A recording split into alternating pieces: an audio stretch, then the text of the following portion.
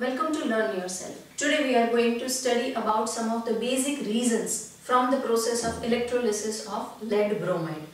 In my earlier video we have studied how to arrange a cell for electrolysis of lead bromide, and we have learned that what type of cell reaction will be there in lead bromide. Today we are going to study about the reasons. If you have any doubt in cell reaction and the electrolysis process, then check the description. I have given the link in the description.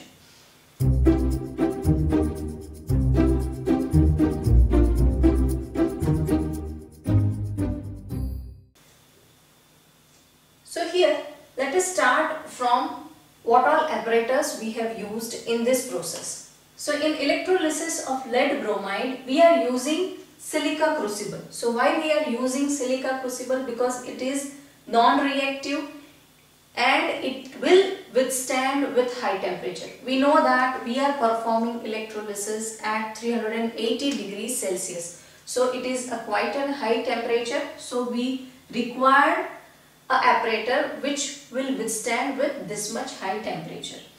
And it is non-reactive. So it will not react with lead bromide. And it is also a non-conductor of electricity. It is very important that what all cell we are using, it should be non-conductor of electricity. Then second is solid lead bromide is non-conductor of electricity. Yes, we know that any of the solid compound, any of the solid ionic compound will not be able to pass the electricity, because in solid states ions are not free. They are bound or they are held together with electrostatic force of attraction.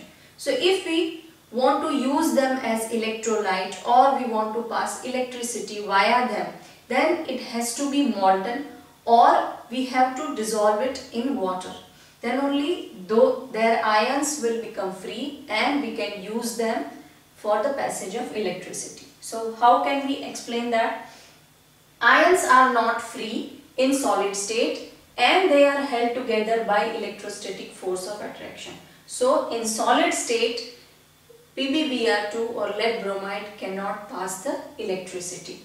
And we are heating the crucible while the electrolysis process is happening. Why we are doing so? Because to maintain a molten state of lead bromide, it is required. So heating is required to maintain the molten state of lead bromide. So that's why we have to heat this crucible, and that's why we are taking a crucible and we are not taking a simple electrolytic cell, because we require heating in this process. So that's why we are taking silica crucible, and silica crucible is giving us all those features like any other electrolytic cell, that it is non-reactive, it is non-conductor of electricity, and it will withstand with high temperature. So silica crucible will fit for this experiment. Now moving towards our next reason, that is based on cell reaction.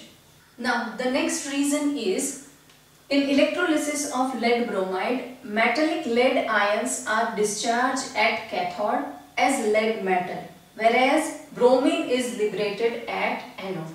Now this type of reason is common in all the electrolysis example.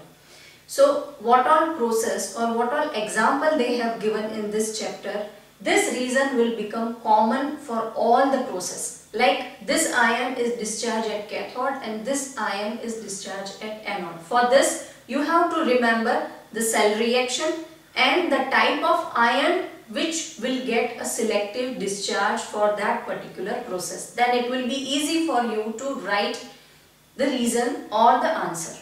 So here let us understand what will happen for lead and bromine when they will get discharged. So here we have two electrodes, that one is cathode and another one is anode.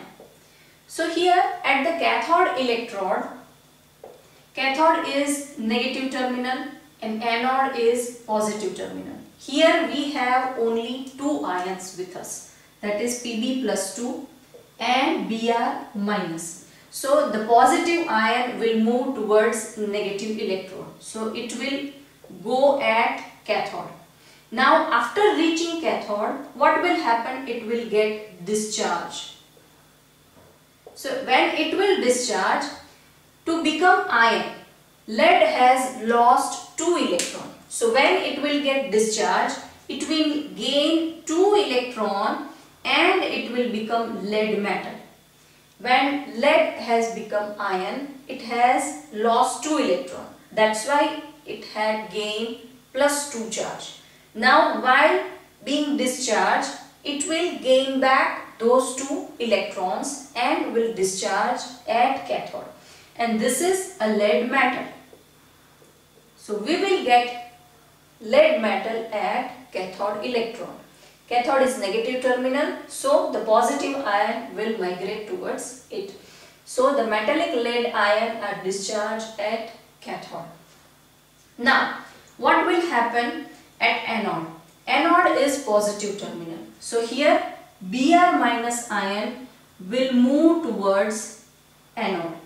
Now while Br had become Br minus, it has accepted 1 electron. So while being discharged at anode, it will lose 1 electron and will become Br. Now bromine is a gas, and from one molecule of lead bromide we are getting 2 ions of bromine.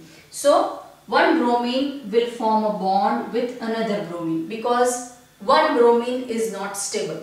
So we will get Br2 in the form of gas at anode electron. Anode is positive terminal, so Br minus will move towards anode. So that's why bromine will liberated at anode. Liberated means in the gas form it will evolve at anode electron. Now let us see how can we write this reason. So here we have to write that what will happen at anode and what will happen at cathode while cell reaction is happening. So at cathode what will happen? Cathode being electron donor, while metallic lead will travel or migrate towards cathode, it will need electrons to get discharged. So they will accept the electrons and they will get discharged. So we will see the greyish or silvery greyish deposit around cathode electrode. Why? Because metallic lead is discharged at cathode. So we can see a layer of metallic lead around the cathode electrode. That means lead is getting discharged at cathode electrode. Now at anode what will happen? That anode is electron acceptor. So when bromine ion, a negative bromine ion will move towards or migrate towards anode, it will get discharged. They will donate the electron and form a bromine atom. So this bromine atom, one bromine atom is not stable. So it will form a covalent bond with another bromine atom and bromine gas will evolve at anode electrode.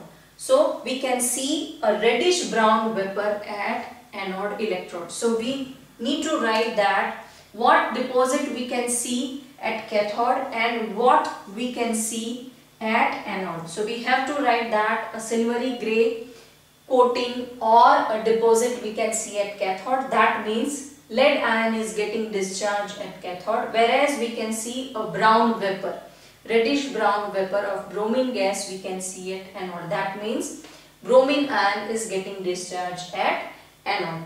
Or you can also write a cell reaction and you can explain the same. Now our next reasons are based on electrode. That we have taken here graphite electrode or we have taken here inert electrode. So why we have taken inert electrode here? So reason for that is, in this process, in this electrolysis process of molten lead bromide, we do not want electrodes to take part. If the electrode will be active, then electrode will take part, and because of the selective discharge, the respective ion will not discharge and we will not get our desired product. So here we don't need any action from electrodes, because from molten lead bromide we have 2 ions and those 2 ions we required as our product also. So because we don't need any action from electrode, we have taken here inert electrode. So electrode should not take part in this reaction, otherwise they would prevent the discharge of respective ions. This we have discussed in selective discharge, that if our electrode is active, then the ions from electrode will get preferential discharge at that particular electrode. So our lead and bromine will not get discharge at that same electrode. Second is graphite is preferred. In inert electrode also there is platinum and graphite. So among these two we have chose graphite and we have not chosen platinum. So why? Because it will remain unaffected by reactive bromine vapor. Now bromine are from halide group and they are very reactive. So platinum we are not using because it will get affected by reactive bromine vapor, whereas the graphite will not get affected and it will remain unaffected throughout the process. So that's why we have chose graphite and not platinum. So we can also get a reason like graphite is preferable over platinum electrode in the molten lead bromide electrolysis. So same answer we can write that graphite will remain unaffected, whereas platinum will get affected by the reactive bromine vapor. So that's why we are using graphite electrode rather than using platinum electrode. So these are some of the important reasons from electrolysis of lead bromide. If you have any doubt, comment below or you can directly write me at my email address. Don't forget to subscribe Learn Yourself for many more important upcoming videos. I'll see you in next video. Till then, keep learning, keep sharing.